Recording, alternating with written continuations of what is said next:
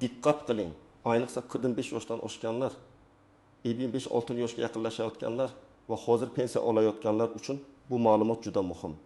Chunki 15 sentyabrdan keyin pensiya, ish staji, hujjatlar, qayta hisob-kitob va ijtimoiy to'lovlar bo'yicha ayrim tartiblar odamlarning kundalik hayotiga bevosita ta'sir qilishi mumkin. Men bugun sizga oddiy tilda tushuntirib beraman. Oldin qanday edi? Endi nimalarga e'tibor berish kerak? Kim xavotir olishi kerak? Kim esa ortiqcha vahimaga tushmasligi kerak? Videoni oxirigacha ko'ring, chunki bitta hujjat yetishmasa yoki bitta ariza vaqtida berilmasa, odam o'ziga tegishli pulni kechikib olishi mumkin. Hozirning o'zida kanalga obuna bo'ling, like bosing, chunki bunday ma'lumotlar har bir oilaga kerak bo'ladi.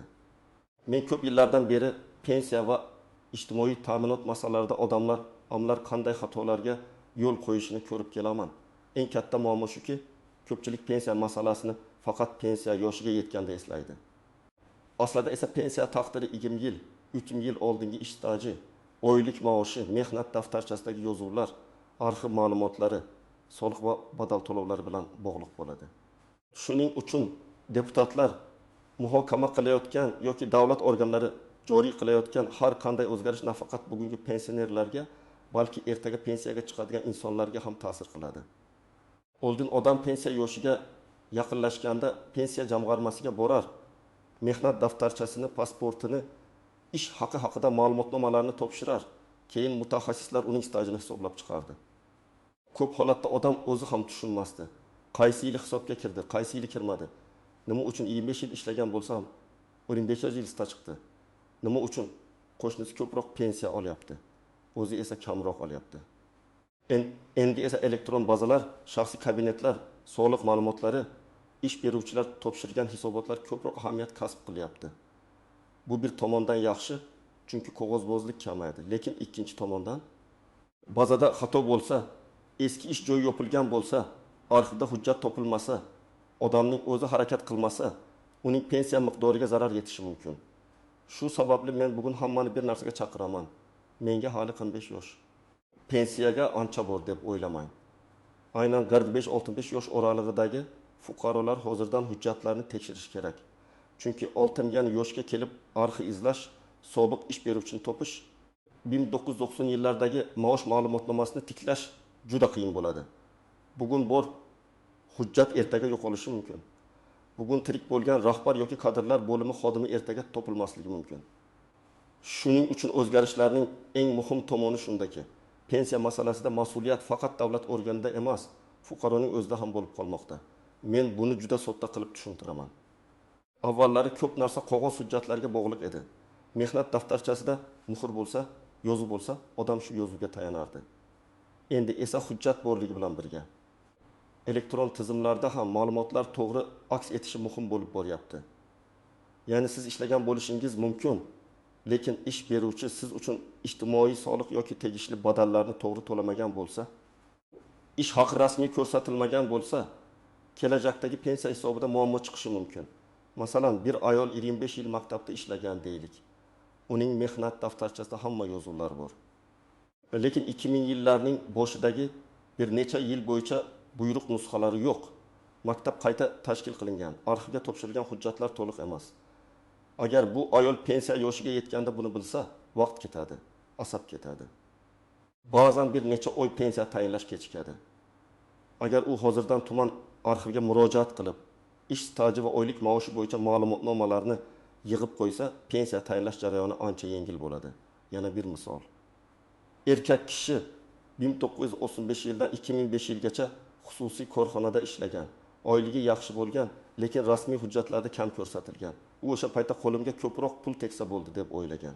Pensiyaga kelganda esa pensiya hisobida rasmiy maosh asosiy rol o'ynaydi. Natijada u hayotda ko'proq ishlagan, ko'proq daromad topgan bo'lsa ham, hujjatda kam ko'ringani uchun pensiyasi kutilganidan past chiqishi mumkin. Mana shu joyda men doim aytaman. Bugungi konvertdagi oylik ertangi pensiyada katta yo'qotish bo'lib qaytadi. Birinchi navbatda 45 yoshdan oshgan va mehnat daftarchasida uzilishlari bor insonlar o'z hujjatlarini tekshirishi kerak. Agar siz bir korxonadan boshqasiga o'tgan bo'lsangiz, bir necha yil norasmiy ishlagan bo'lsangiz, tadbirkorlik qilgan bo'lsangiz, chet elda ishlagan bo'lsangiz, yoki bolalar parvarishi sababli ishda tanaffus bo'lgan bo'lsa, sizda savollar paydo bo'lishi tabiiy. Bu vahima degani emas. Bu nazorat degani. Har bir davr qaysi asosda stajga kiradi, qaysi biri kirmaydi, qaysi hujjat bilan tasdiqlanadi. Shuni aniqlab olish kerak. Ikkinchi guruh bu hozir pensiya olayotganlar.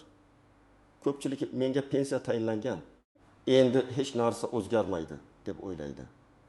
Aslida ayrim holatlarda pensiyani qayta hisoblash, qo'shimcha hujjat topshirish avval hisobga kirmagan stajni tasdiqlash imkoniyati bo'lishi mumkin. Masalan, pensioner ayolga pensiya 2015-yilda tayinlangan, lekin keyin arxivdan 5 yillik ish staji haqida ma'lumotnoma topildi. Bu holda u tegishli organga murojaat qilib, qayta hisob-kitob masalasini ko'tarishi mumkin. Albatta, har bir holat alohida o'rganiladi, lekin endi kech bo'ldi deb o'tirish to'g'ri emas.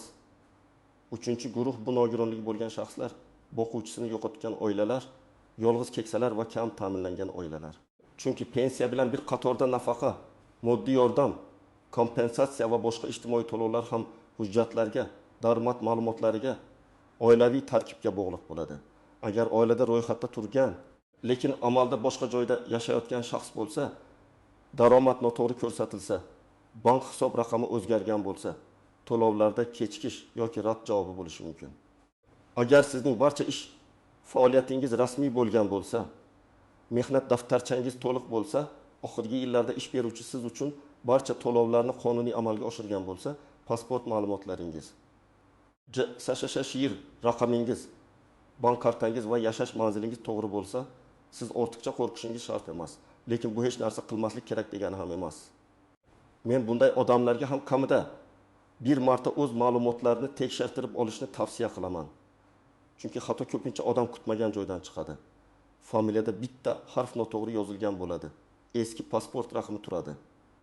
Ishga qabul qilingan sana bilan buyruq sanasi mos kelmaydi. Korxona nomi o'zgargan, lekin hujjatda izoh berilmagan bo'ladi. Masalan, bir fuqaro 30 yil bir tashkilotda ishlagan, hammasi joyida deb yuradi. Pensiya hujjatlari ko'rilganda esa mehnat daftarchasida lavozimga tayinlash buyrug'i bor, lekin ishdan bo'shatish yozuvi yo'q. Bu oddiy ko'rilgan xato ham hisob-kitobni cho'zishi mumkin. Shuning uchun men har doim aytaman, xotirjam bo'lish uchun avval tekshirtirish kerak. Birinchi misol, eptaksi yoshli ayol umrining katta qismini bog'chada tarbiyachi bo'lib ishlagan, uning 27 yillik ish staji bor deb o'ylaydi. Lekin hujjat tekshirilganda 1996-1999 yillar orasidagi 3 yil bo'yicha ish haqi ma'lumoti topilmaydi. Agar bu davr tasdiqlanmasa, pensiya miqdori kamayishi yoki hisob-kitob kutilgandan boshqacha chiqishi mumkin. Bu ayol nima qilishi kerak? U avvalo ishlagan bog'chasi hozir mavjudmi? Qaysi tashkilotga qarashli bo'lgan, hujjatlar qaysi arxivga topshirilgan, shuni aniqlaydi. Keyin arxivdan ish staji va maosh haqida ma'lumotnoma oladi. Agar arxivda ham topilmasa, boshqa tasdiqlovchi hujjatlar, masalan, buyruq nusxasi, ish haqi vedomosti, kasaba uyushmasi hujjatlari yoki sud orqali faktni belgilash masalasi ko'rib chiqilishi mumkin. Ikkinchi misol. 62 yoshli erkak pensiya olayapti. Lekin uning pensiya 1.200.000 so'm atrofida, qo'shni esa 1.800.000 so'm oladi. U nega meniki kam deb so'raydi. Buning sababi juda ko'p bo'lishi mumkin. Qo'shnining ish staji ko'proq, rasmiy maoshi yuqoriroq bo'lgan, qo'shimcha imtiyozli davrlari bor, harbiy xizmat yoki zararli mehnat sharoiti hisobga olingan bo'lishi mumkin. Demak, faqat ikkalamiz bir yoshdamiz deb solishtirish to'g'ri emas. Pensiya hisobida yoshdan tashqari staj, ish haqi, imtiyozlar va hujjatlar ham muhim. Uchinchi misol, 9 yoshli erkak hozir xususiy sektorda ishlaydi. Oyligining bir qismi rasmiy, bir qismi naqd beriladi. U bugun ko'proq pul olayotgandek tuyuladi. Lekin 10-12 yildan keyin pensiya hisobida faqat rasmiy qismi ko'rinadi. Agar uning rasmiy oyligi 1.500.000 so'm ko'rsatilsa, amalda 5 million olsa ham, kelajakdagi pensiya hisobiga 5 million emas, rasmiy ko'rsatkich ta'sir qiladi. Shuning uchun men ishlayotgan fuqarolarga maslahat beraman. Ish beruvchidan mehnat shartnomasini, rasmiy oylik miqdorini, soliq hisobotlarida ko'rsatilayotgan summani aniqlashtiring. Bugun noqulay savol berish ertaga katta yo'qotishning oldini oladi. 4-misol. Ayol kishi bir necha yil farzand parvarishi bilan uyda bo'lgan. U bu davr butunlay yo'q bo'ladimi deb xavotir oladi. Bunday davrlar bo'yicha qonunchilikda alohida tartiblar bo'lishi mumkin. Lekin hammasi hujjatga bog'liq. Tug'ilganlik haqidagi guvohnoma, ta'til bo'yicha buyruq, ish joyidan ma'lumotnoma, oilaviy holatga oid hujjatlar kerak bo'lishi mumkin. Ya'ni masala shunchaki bola tuqqanman deyish bilan emas. Uni hujjat bilan tasdiqlash bilan hal bo'ladi. Eng katta tuzoq bu og'zaki gapga ishonish. Mahalladagilar aytdi, qo'shnim shunday qilgan, internetda o'qidim degan ma'lumotlar bilan pensiya masalasi hal qilinmaydi. Men har bir odamga shuni aytaman. Pensiya bo'yicha qaror faqat rasmiy hujjat, ariza, qonunchilik va vakolatli organ javobi asosida qabul qilinadi. Agar sizga telefon orqali yoki og'zaki sizga bo'lmaydi deyishsa, yozma murojaat qiling. Yozma javob bo'lsa, keyin uni tahlil qilish, e'tiroz bildirish, yuqori tashkilotga yoki sudga murojaat qilish mumkin. Ikkinchi nozik jihat, familiya, ism va otasining ismidagi farqlar. Masalan, eski hujjatda Xolmatova deb yozilgan, pasportda Xolmatova bo'lishi mumkin. Yoki lotin va kiril yozuvida farq bo'ladi. Bu arzimas tuyuladi, lekin arxiv hujjatlarni bog'lashda muammo tug'dirishi mumkin. Shuning uchun eski diplom, nikoh guvohnomasi, familiya o'zgargani haqidagi hujjat, tug'ilganlik guvohnomasi kabi hujjatlarni ham saqlash kerak. Uchinchi jihat, chet elda ishlagan davrlar. Ko'plab fuqarolar Rossiya, Qozog'iston, Koreya, Turkiya yoki boshqa davlatlarda ishlagan. Har bir davlat bilan pensiya stajini tan olish masalasi alohida tartibga ega bo'lishi mumkin. Shuning uchun chet elda ishlagan insonlar mehnat shartnomasi, ruxsatnoma, soliq yoki ijtimoiy sug'urta to'lovlari, ish beruvchi ma'lumotnomalarini saqlash kerak. Men chet elda 7 yil ishladim degan gapning o'zi yetarli bo'lmaydi. Qayerda, qachon, qaysi asosda, qanday rasmiy hujjat bilan ishlaganingiz muhim. 4-jihat, tadbirkorlar va o'zini o'zi band qilganlar. Ko'pchilik, men bozorda savdo qildim, do'kon yuritdim, patent to'ladim, demak hammasi stajga kiradi deb o'ylaydi. Bu yerda ham davr, to'langan soliq turi, ro'yxatdan o'tish holati, faoliyat to'xtatilgan yoki to'xtatilmaganligi muhim. Agar tadbirkorlik davringiz bo'lsa, soliq organidan ma'lumot oling. Qaysi yillarda faoliyat yuritganingiz, to'lovlar bo'lgan bo'lmaganini aniqlang. 5-jihat, ishlovchi pensionerlar. Ba'zi pensionerlar pensiyaga chiqqandan keyin ham ishlaydi. Ular uchun pensiya to'lash tartibi, qayta hisoblash imkoniyati, rasmiy ish haqi va boshqa ma'lumotlar muhim bo'lishi mumkin. Ishlayotgan pensioner men baribir pensiya olyapman deb hujjatga beparvo bo'lmasligi kerak. Chunki keyinchalik qo'shimcha hisob-kitob yoki imtiyoz masalasi tug'ilishi mumkin. Men sizga aniq qadamlarni aytaman. 1-qadam. Barcha shaxsiy hujjatlaringizni bir joyga yig'ing. Pasport yoki ID karta, JSHR raqami, mehnat daftarchasi, diplom, harbiy bilet, nikoh yoki ajrim guvohnomasi, farzandlarning tug'ilganlik guvohnomalari. Familiya o'zgargan bo'lsa, tasdiqlovchi hujjatlar, nogironlik bo'lsa, tibbiy, ijtimoiy ekspertiza hujjatlari alohida papkada bo'lsin. 2-qadam, mehnat faoliyatingizni yillar bo'yicha yozib chiqing. Qog'ozga yoki daftarga 1990-yildan 2024 yilgacha qayerda ishlaganingizni ketma-ket yozing. Qaysi oyda ishga kirgansiz, qaysi oyda chiqqansiz, korxona nomi nima bo'lgan, hozir u korxona mavjudmi yoki yo'qmi? Shuni belgilang. Shu ro'yxat sizga qaysi davr bo'yicha hujjat yetishmayotganini ko'rsatadi. 3-qadam, arxiv va sobiq ish joylari bilan ishlang. Agar eski ish joyingiz yopilgan bo'lsa, tuman yoki shahar arxiviga murojaat qiling. Murojaatda aniq yozing. Falon yildan falon yilgacha falon tashkilotda ishlaganman. Ish stajim va ish haqi haqida ma'lumotnoma berishingizni so'rayman. Imkon bo'lsa, eski buyruq raqami, lavozim nomi, bo'lim nomi, rahbarning familiyasi kabi ma'lumotlarni ham qo'shing. Arxiv xodimi sizning xotirangizni o'qiy olmaydi. Unga aniq izlash uchun ma'lumot kerak. 4-qadam. Pensiya jamg'armasi yoki vakolatli organga oldindan maslahat uchun murojaat qiling. Pensiya yoshiga 2-3 yil qolganda emas, undan oldinroq ma'lumotlarni tekshirdirish foydali. Mening stajim bo'yicha qaysi davrlar tasdiqlangan? Qaysi davrlar bo'yicha qo'shimcha hujjat kerak deb so'rang. Agar og'zaki javob tushunarsiz bo'lsa, yozma murojaat qiling. 5-qadam, ish beruvchingiz bilan rasmiylikni tekshiring. Hozir ishlayotgan bo'lsangiz, mehnat shartnomangiz borligini, buyruq rasmiylashtirilganini, oylik ish haqingiz to'liq ko'rsatilayotganini, soliq va ijtimoiy to'lovlar amalga oshirilayotganini aniqlang. Bu noqulay tuyulishi mumkin, lekin bu sizning qonuniy huquqingiz. Pensiya kelajakdagi daromadingiz, uni tasodifga tashlab qo'yish mumkin emas. 6-qadam. Bank kartasi va shaxsiy ma'lumotlarni yangilab boring. Pensiya yoki nafaqa olayotgan bo'lsangiz, kartangiz muddati tugaganmi? Bank hisob raqami o'zgarganmi? Telefon raqamingiz amaldami? Yashash manzilingiz to'g'rimi? Shuni tekshiring. Juda ko'p to'lov kechikishlari katta qonun o'zgarishidan emas, oddiy texnik xatodan kelib chiqadi. 7-qadam. Har bir murojaatni hujjatlashtiring. Ariza topshirsangiz kirim raqamini oling.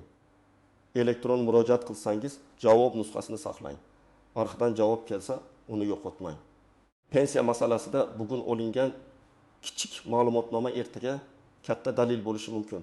Bu savol juda ko'p beriladi. Agar ish joyi yopilgan, arxivda hujjat yo'q, mehnat daftarchasi yo'qolgan bo'lsa, hammasi tugadi degani emas. Bunday holatda boshqa dalillar izlanadi. Masalan, buyruq nusxalari, ish haqi vedomoslari, kasaba uyushmasi hujjatlari, sobiq hamkasblar ma'lumotlari, soliq yozuvlari. Sud orqali yuridik faktni belgilash masalasi ko'rib chiqilishi mumkin. Lekin men ochiq aytaman, bu jarayon oddiy emas, vaqt va sabr talab qiladi. Shuning uchun hujjatni bugun saqlash ertaga uni tiklashdan oson. Agar sizga rad javobi berilsa, avvalo rad javobini yozma shaklida oling. Unda qaysi sabab bilan rad etilgani ko'rsatilishi kerak. Sababni tushunmasdan turib bahslash foydasiz. Keyin hujjatni mutaxassisga ko'rsating. Qaysi qo'shimcha dalil kerakligini aniqlang. Ba'zan bitta yetishmayotgan ma'lumotnoma masalani hal qiladi. Ba'zan esa yuqori organga shikoyat qilish yoki sudga murojaat qilish kerak bo'ladi. Muhimi, menga bo'lmas ekan deb darrov voz kechmang. Bugungi asosiy gapim shuki, pensiya masalasi faqat keksa yoshdagilarning muammosi emas. 45 yoshdan oshgan har bir inson hozirdan o'z mehnat tarixini, rasmiy oyligini, hujjatlarni va elektron ma'lumotlarni nazorat qilish kerak. 11 sentyabrdan keyingi o'zgarishlar haqida gap ketganda ham eng muhim narsa shov-shuv emas, hujjatlarning tartibli bo'lishidir. Kimda staj to'liq, ma'lumotlar to'g'ri va hujjatlar joyida bo'lsa, u ancha xotirjam bo'ladi. Kimda uzilishlar, norasmiy ish, yo'qolgan ma'lumotnomalar yoki eski arxiv muammolari bo'lsa, u hozirdan harakat qilishi kerak. Men sizga maslahat beraman. Bugunoq hujjatlaringizni ko'zdan kechiring. Mehnat daftarchangizni tekshiring. Qaysi yillar bo'yicha savol borligini yozib chiqing va kerakli joylariga murojaat qiling. O'z haqingizni bilish va uni vaqtida talab qilish uyat emas. Bu har bir fuqaroning qonuniy huquqi.